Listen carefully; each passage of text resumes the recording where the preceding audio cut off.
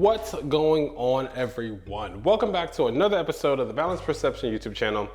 And today we are back with a brand new item that I'm going to be adding into my Etsy store right after this episode is complete. If you can't tell what this is a Pokeflute.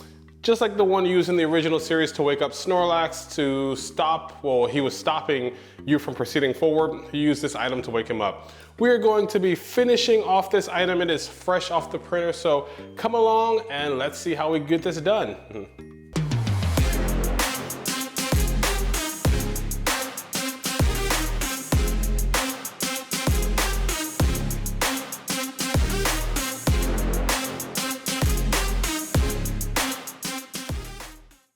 All right, guys, so as I said, today we will be finishing off this Pokeflute. It is fresh off the printer. If you guys remember from my Yoko video, we first have to coat it in resin because, again, I don't like sanding. I'm actually planning to do an episode where I compare non-sanded finished prints versus resin finished prints. I think that'll be my episode after this one, but stay tuned for that one. But anyways, we're gonna go ahead and use our Anycubic resin to go ahead and coat this Pokeflute so that we can get rid of all of the layer lines. You guys can see, you know that 3D printers work that way, layer upon layer, so it's left with all these nice lines. This is a really good print. I like the way that it came out. There's really no complaints about this one. This is the very first one, so this is of course the prototype. I do want to mention that it is a non-working Pokeflute. It looks like it's working, but nothing comes out if I blow into it. So, yep, just mostly for aesthetic purposes. If you're going to cosplay as someone from the Pokemon series, this will go great with it. So, anyways, enough chatter. Let's go ahead. We're gonna jump into coating this in resin. And then we're going to use our UV light to harden it. And that's why I currently have the garage doors closed, because one, UV light is also ultraviolet light, of course, from the sun, and I do not want any hardening occurring from the sun. So we are in a closed off kind of environment, gonna hurry up and coat this, then we're gonna throw in our primer and then paint it. So let's hop to it.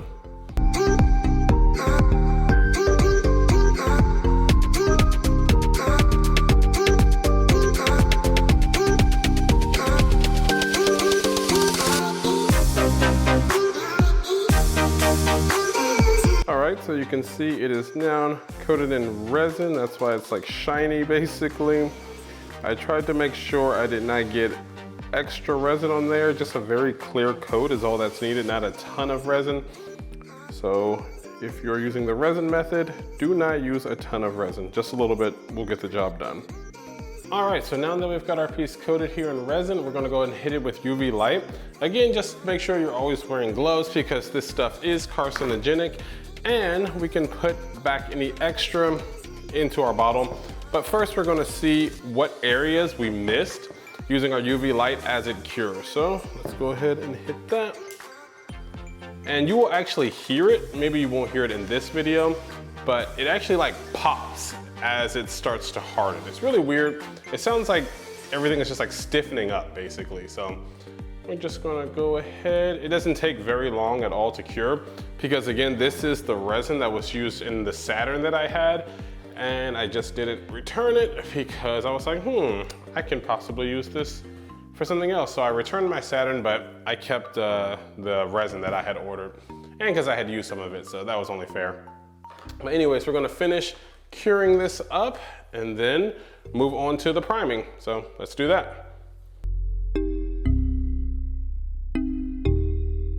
All right, now that everything is hardened up, dried, all the resin is cured, we're gonna go ahead and move on to our 2-in-1 primer.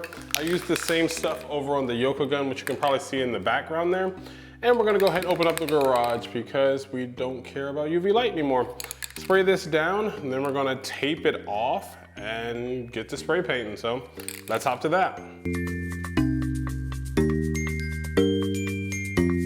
All right, now that we've hit that with our 2-in-1 filler and sander primer, we're just gonna wait for about an hour or so. I'm just looking up and down real quick and make sure I got all the areas. I may have missed a little bit underneath because I was spraying from the top down. So let's just hit that real quick. just to make sure we don't miss anything. And of course I forgot to do the bottom. But that should pretty much do it. This piece is nowhere near as large as our Yoko piece, so we don't need anywhere near as much primer. A little bit just came off there with the glove. Okay, now it should be good. So we're just gonna wait for about an hour and a half or so, then we'll be back. So look for that dry, then we're gonna tape it off. A few moments later. All right, guys, so as you can see, it's been almost 2 hours and we are good to go. No paint on my hands. It is completely dry.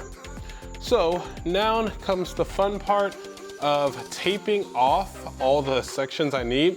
I think I'm gonna tape off the whole Pokeball and then tape off the rings here and paint everything else yellow, and then come back and paint the rings red and the Pokeball white and red. So that's what we're gonna do now. Let's go ahead and tape that off and then get to painting. So that's what's next. All right, so we got everything taped off. Now time for the fun part. We're gonna be using Krylon Color Max Paint and Primer.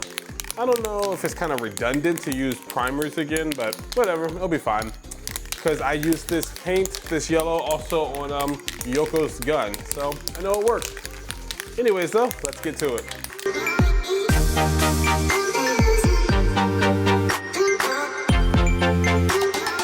All right, so we're just gonna go ahead and let this dry overnight, one layer on, and then we're gonna go ahead and put another layer on. So see you guys in the morning. All right, everyone, we are back. It has been a few days since I spray painted this, and that is because I actually had to go back and put on a good few more layers. I would say about 3 or 4 extra layers I had to put on here. Again, this is the Krylon Color Max. And it's just because, in my opinion, and what I think is because I'm trying to use yellow to cover a dark color like gray. So to get it really yellower, I had to use a lot more spray paint. So just keep that in mind. We're gonna go ahead and peel back all of our tape to see what it looks like underneath, if it did adequately protect. And then we're gonna go ahead and move forward and finish spray painting this. So let's take this off and see what the reveal is like.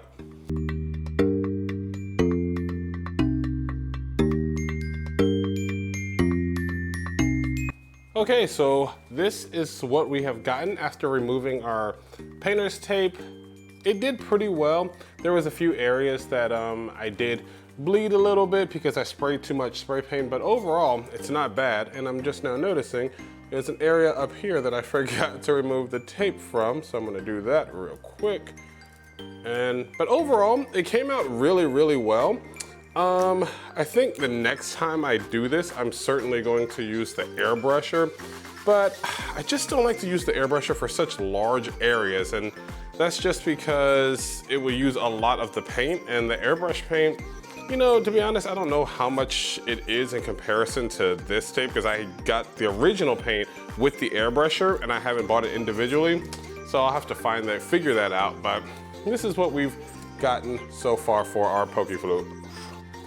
Now, we're gonna go ahead and tape off this part, spray paint this white, and then remove that tape, spray paint this red, and go ahead and spray paint these parts red. So let's hop to that. Okay, so went ahead and taped this up, used painter's tape.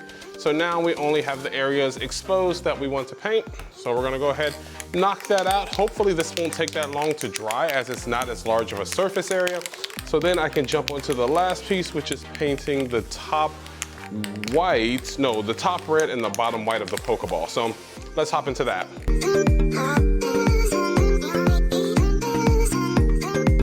All right, so it's been a little over an hour, and this is what we have so far. Nice black line for our Pokeball. And then all we have left to do is go ahead and make this red, this white. I am going to have to go back and touch up a few of these areas right where the red meets the yellow. I'll just do that by hand, same for the bottom here. But overall, I'm liking the way that this is coming out. So we're gonna go ahead and get the next part done and then finish this all up. Again, this only took 1 hour for it to dry. This is the Krylon Color Max. I did get a little bit of bleeding, but not too much. Nothing that I can't solve with a bit of hand painting. And it just saves time overall. So that's why I ended up going with the spray paint. But anyways, if you're using this stuff, only about an hour or so and it's good to go. So we're gonna go ahead and retape this. I just wanted to show you guys, that's why I took the tape off. I'm gonna go ahead and retape this area, spray paint this red, and then untape that, spray paint this white, and then we'll be done with it. So let's hop to it. All right guys, so it's been a little over an hour again, just waiting for our paint to dry. And as you can see, this is what we have. All right guys, so it's been a little over an hour and this is what we have. It's looking good so far. All we've got left to do is the bottom. So we're gonna go ahead and paint that white, and then we'll go back and probably fill in the little gaps we missed, and then that'll be it. So let's hop to that.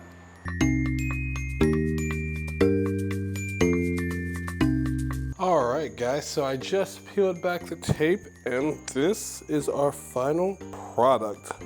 Came out pretty well if I do say so myself. A few areas I need to touch up on, but overall, pretty well. All right, guys, so here we have it. It's finally finished. It took all day to get, everything done, but I'm loving the way it came out. A few things that I'm going to improve on is just like, well, I'm gonna go back by hand and fill in a little of the areas where the paint didn't overlap so well with the tape, but I mean, 99% of this looks really good. So I'm loving the way that it looks. Definitely an awesome Pokeflute. Wish it made sound, but whatever. It is just for, cosplay purposes. But overall, I really love the way that this paint did. First time using, I think, the white, which is over here. Yep, using the white. This is all Krylon. I will link this for you. I think they're all Krylon. So that's what we use. Again, it takes only about an hour or so for this stuff to dry. I was spraying probably about that far away from the actual prop. I don't know, a foot and a half or so, something like that. And this is what we got. So definitely loving the way everything came together. If I go back and do this again, I'm sure I probably will, because I will be offering like the painted versions in my store. Probably just use a little bit darker yellow paint, but other than that, that's pretty much everything for this. Thank you guys so much for coming along with me on this journey. It took me literally, like I said, all day. I've been painting from like 9 a.m. this morning till it's now like 7, 8 o'clock at night. And that's just because I literally had to wait for the paint to dry an hour and a half or so each time. But this is our final product, so it was definitely worth it. Thank you guys again for coming along on this journey with me as I made this awesome Pokeflute. Stay tuned for more awesome episodes, and as always, stay boundless. See you guys. Bye-bye.